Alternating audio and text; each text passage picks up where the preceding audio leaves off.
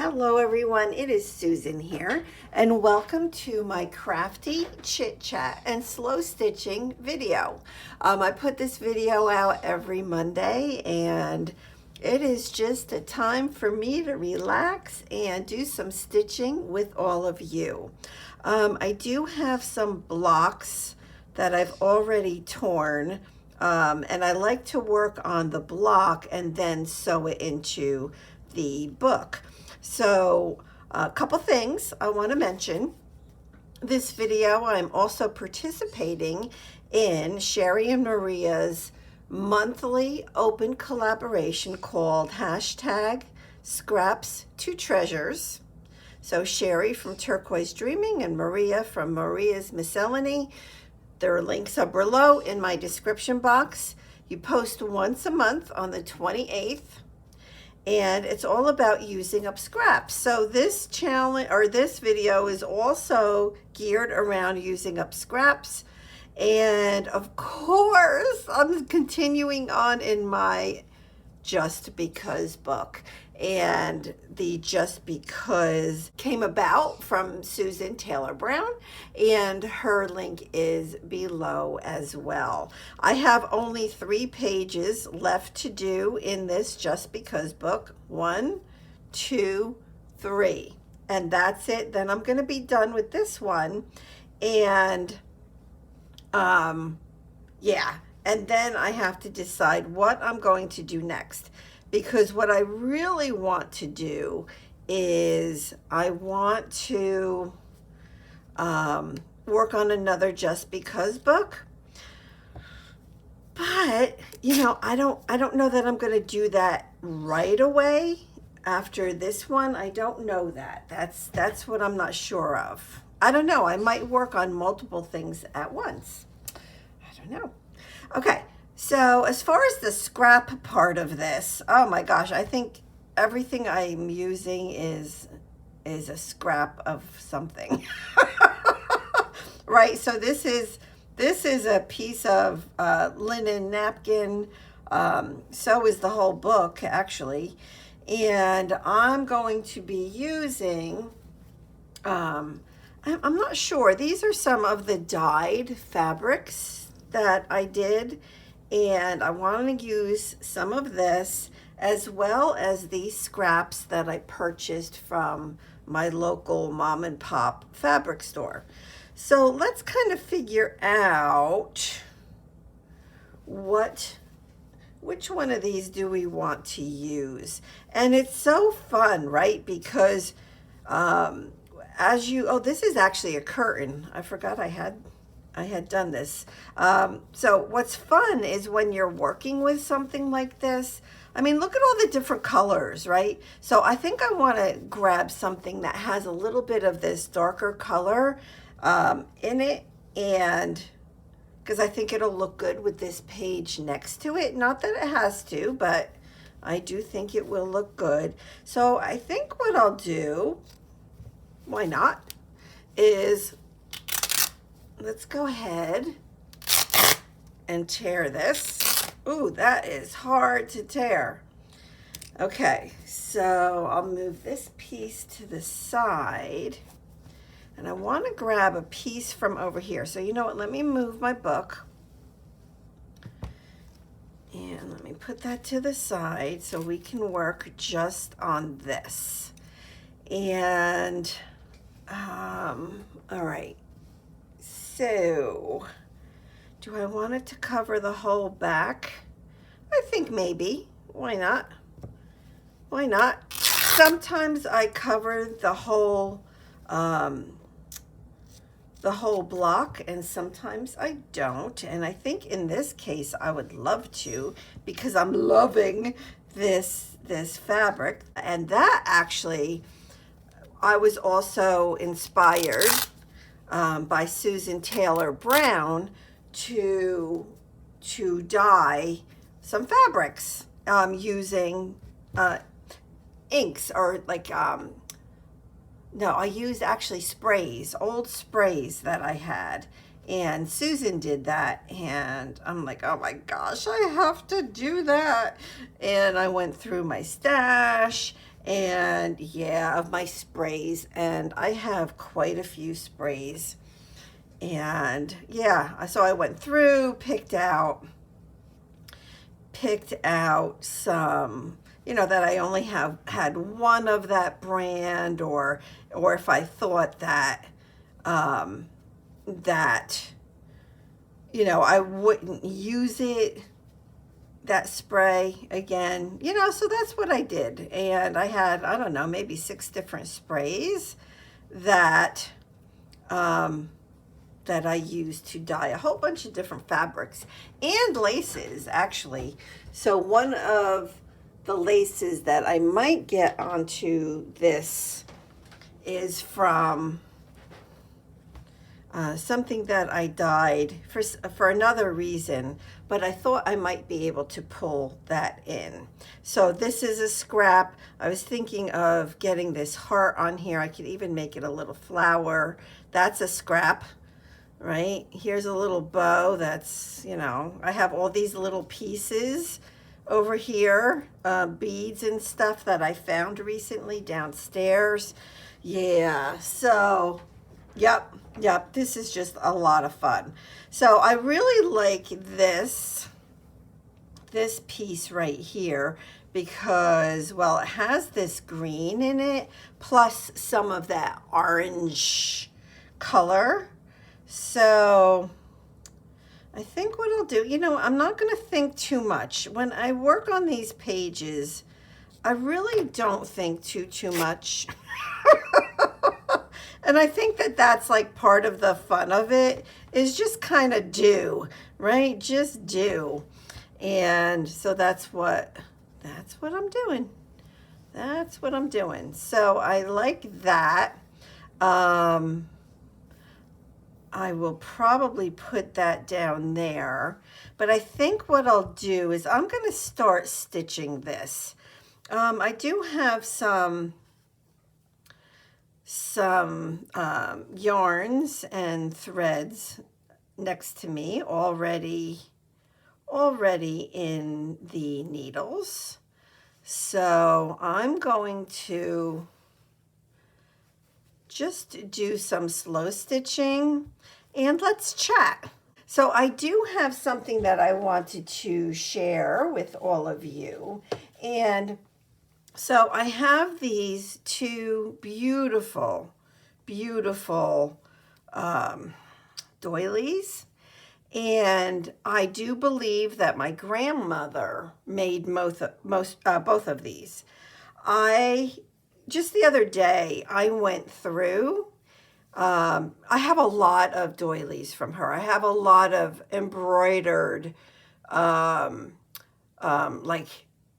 table runners and that kind of thing. I have quite a bit. And I have like just even the regular, you know, little doilies. I have them all sizes. But these have something wrong with them. And I'm like, well, I could use them in my work, right? Or I could just fix them because I have, I think, enough doilies right now in my stash that I don't need more at the moment. So like this is going to be an easy fix because it's just that this one leaf came off of the actual doily. And so I can easily fix that. So I'm going to definitely fix that. I mean, oops, I have it upside down. I mean, look at these flowers. Look at how beautiful. It's like, oh my gosh, how the heck did she do this stuff? I don't know. So that's an easy fix. So I need your help with this one though. So this one, and I hope you can see it okay, is missing a whole chunk. It's gone. And these are, they look like embroidered lazy daisies, but with like a little bit extra yarn or embroidery floss in the middle to make it look like a full solid flower, yet they're all attached. I don't know if I'm, I don't want to say capable of doing it. I just don't have the knowledge on how to do something like that. Like how, like I can do, you know, the Lazy Daisy flowers on my, you know, on my pieces, on my fabric. But how the heck do you make a Lazy Daisy without having it on something? Like that, I don't understand. I really don't. And so if somebody knows like of a video, or if one of you have a video on how to do that, please let me know, because I think that that would be like a really fun thing to learn. And I would almost feel like that I was embroidering with my grandmother. I mean, I'm assuming it's embroidery. It could be not knitting, crocheting, right? Can it be crocheting? Can this be crocheted, these flowers? I guess so. Well, this whole thing is, I guess, crocheted. I don't know. You know what? I'm so new to this world. I'm not sure what to call things. But definitely let me know if you have any info on that. And what I'm doing right now is, this is something that I learned during the Roxy's Journal of Stitchery project. And I'll have the link below to my playlist for that project as well. And, you know, you can definitely go check out their channels. And it's amazing, and I'm learning so much, just like I learned so much from Susan Taylor Brown, but it's totally different. And I like that, right? Because I like to learn different things. But with the Roxy's Journal of Stitchery, with that project, one of the things that they taught us was about the Kantha stitch, Kantha, Kantha stitch from India. And all it is doing these stitches along your whole project, you know, whether it's a little piece like this or something much bigger. Yeah. And what I like, I mean, I love it. I don't, this is going to sound really strange, but I don't know that I love doing it. I do love doing it, but I think even more so, I love the look of it. So when a page is actually done, or the project is actually done, I love the look of these stitches. And when you're sewing a lot of pieces down, so like in the Roxy challenge, like we're sewing, I don't know, we're sewing a lot down, but I like to take, you know, my background, kind of like I'm doing here, but a little bit bigger scale. I think my page is what, basically like just over 5 inches by just over 8 inches, which is a lot bigger than this. This is, I think 4 inches by 5 inches, I think. So, yeah, so it's just something I think looks super, super, super pretty when done. And it holds everything down so nicely. And one of the things that you can do when you do this Kantha stitch, which is, by the way, just a running stitch. I guess it's more of a style than a stitch. And again, if somebody can, you know, can explain that a little bit better, hey, I'm listening. I'm learning so much. So anyway, so I'm going to call it Kantha stitch because I don't know, that's just how I know it. But it's a running stitch, and you just keep going back and forth, back and forth, back and forth. But one thing is you can go different directions as well. So that's why I'm not going over here, because I'm going to go vertically over here as opposed to horizontally like I am right now. So what else? What kind of crafty stuff? Oh, I just pulled the needle right out of that. What kind of crafty stuff do I have to talk about today? What else am I doing in the slow stitch world? Oh, I am working still on the expressing God's word in textiles. What it is it's another challenge. I don't look at it as a challenge. It's more, I look at it as more of like, I don't know, I want to say a project, which some of you might think that that's like the same thing, and it might be. But in my head, it's kind of like, Bible journaling, but with fabric. So yeah.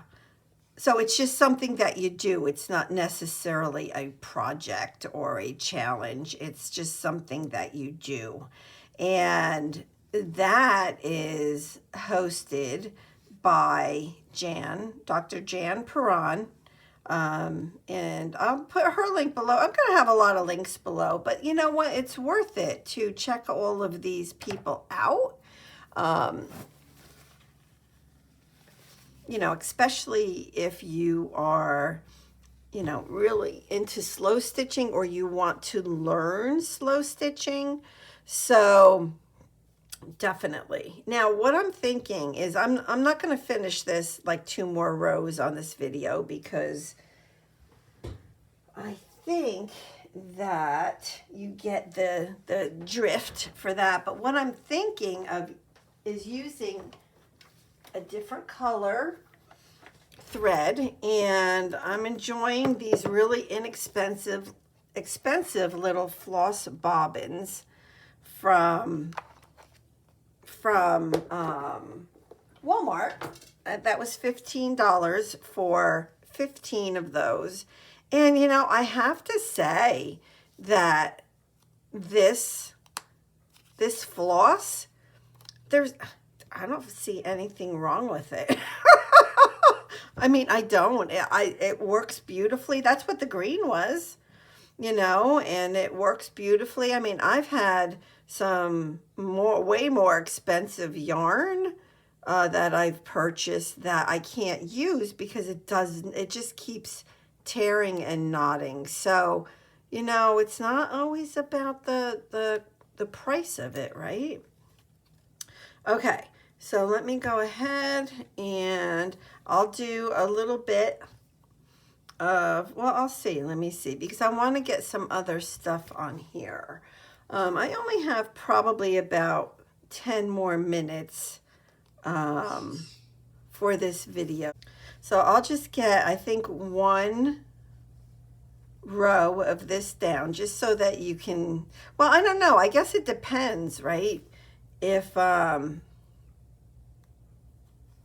I guess it depends. I think what I'll do, and I don't normally do this on my Crafty Chit Chat videos, but what I think I'm going to do is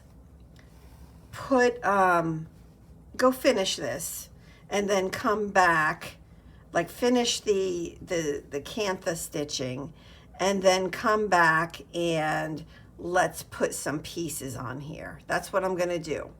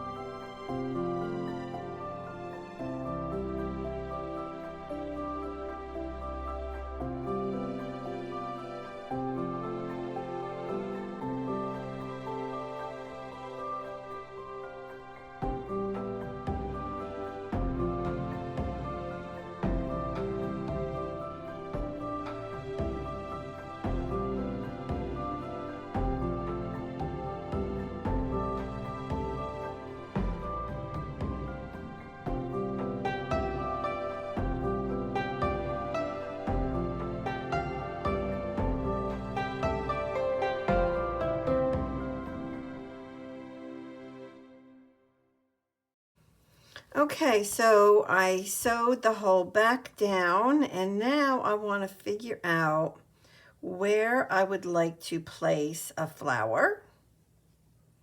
I think that that would look pretty. So all I'm doing is taking a heart that is a piece of a scrap out of fabric, and I fold it, and it comes out to look like a little flower. It's super cool.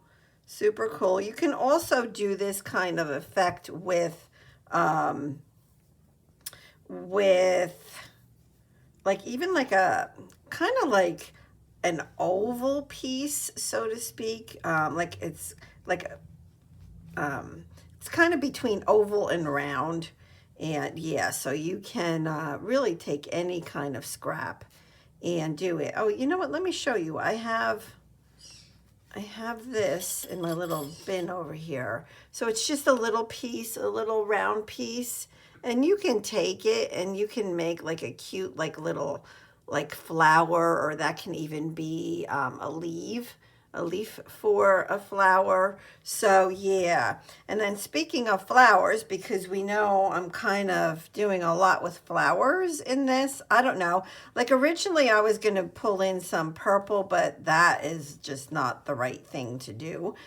And even like this pink, these little, like I have these little beads, which I found in my basement a couple weeks ago.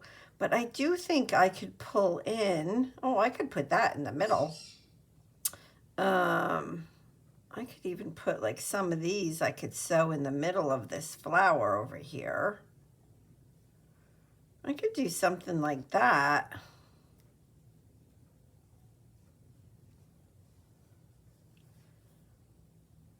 I'm just thinking, you know what, I'm going to get this one down because I know I want that one right there. So what I'm going to do is take that green thread. Now I can see that that hole is really big. So let's see. Yeah, I don't know that I can, because I wanted to go down from the top down, but I don't know that I can do that because I think that this might go right through. So I'm just trying to make the knot a lot bigger.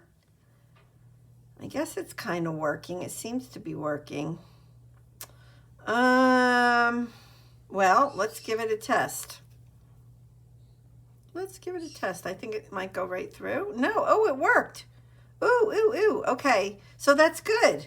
So that's good. So I guess while I have it on there, I'll just kind of go right through. So you'll see, right? So there it is. It's on there. You know what? I had another little knot, so there we go. I just needed to pull that through. Oh, isn't that cute? Look at how easy that was, and it's so cute. That's all I'm going to do on that one. So I'm going to end up sewing this.